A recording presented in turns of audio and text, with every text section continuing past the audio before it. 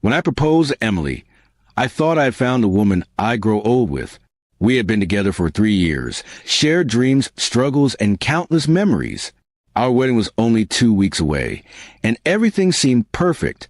Her laughter filled our apartment as we discussed honeymoon plans, and her excitement made me forget every stress of wedding preparation. I trusted her completely, until that one night changed everything.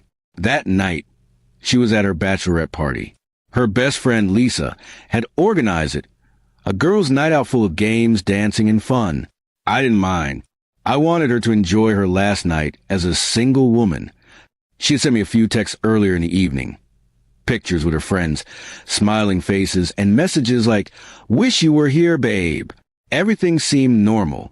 It was around 2 a.m. when my phone buzzed again. Half asleep, I picked it up. Her message was short, confusing, and devastating. "I accidentally slept with my ex. I'm so sorry."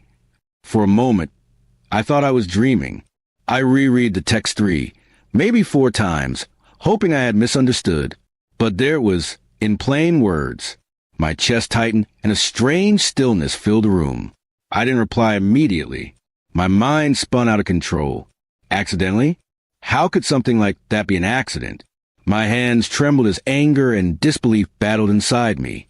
I wanted to call her, to scream, to demand an explanation, but I couldn't move. All I could do was stare at those words that shattered everything we had built. An hour later, she called. I didn't answer. She kept trying 5, 6 times. Then she left a voicemail, her voice breaking as she said, "Please, Alex, pick up. I made a horrible mistake.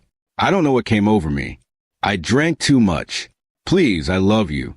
But I couldn't listen anymore. I turned off my phone and sat in silence until the sun came up. The next morning, she came to my apartment. Her makeup was smudged, her eyes swollen from crying. She reached out to touch my hand, but I pulled away. "Please, let me explain," she whispered. I just nodded, not trusting myself to speak. She told me that her ex, Ryan, had shown up unexpectedly at the club. He was friends with Lisa's boyfriend, and somehow ended up joining their group. They drank, danced, and according to her, one thing led to another. She said it just happened, that she didn't mean to, that it was a mistake she'd regret forever. I listened, but every word felt like a knife. I asked her one question. "If you still love me, why didn't you stop yourself?" She didn't answer. She just cried harder. In that silence, I realized something. Love without loyalty meant nothing. I told her to leave. For days after, she kept texting and calling, begging for forgiveness, saying she'd do anything to fix it. Even Lisa texted me, trying to defend her, saying it was just a drunken mistake. But to me, a mistake is spilling a drink, not betraying a person who trusted you with their heart. A week later, I canceled the wedding. I called her parents and my own, explained briefly that it was off. Everyone was shocked, especially her mother, who kept asking me to reconsider. But I couldn't marry someone whose first test of loyalty ended in betrayal. After everything, I went through the motions of returning deposits, canceling venues, and explaining to friends why the wedding was no longer happening. Each conversation felt like reopening a wound, but slowly I began to heal.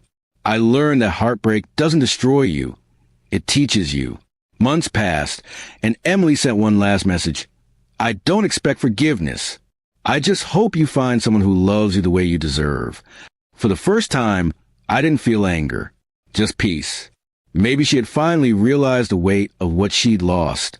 Now, when I look back, I don't think about her betrayal as much as I once did. I think about what it taught me, to value honesty over promises, actions over words. Love, I learned, isn't proven in good times, but in moments of temptation. And on that night, Emily chose her past over our future. It still hurts sometimes, remembering how close we came to a life together. But I know now that losing her wasn't the end of my story. It was the beginning of becoming stronger, wiser, and ready for something real.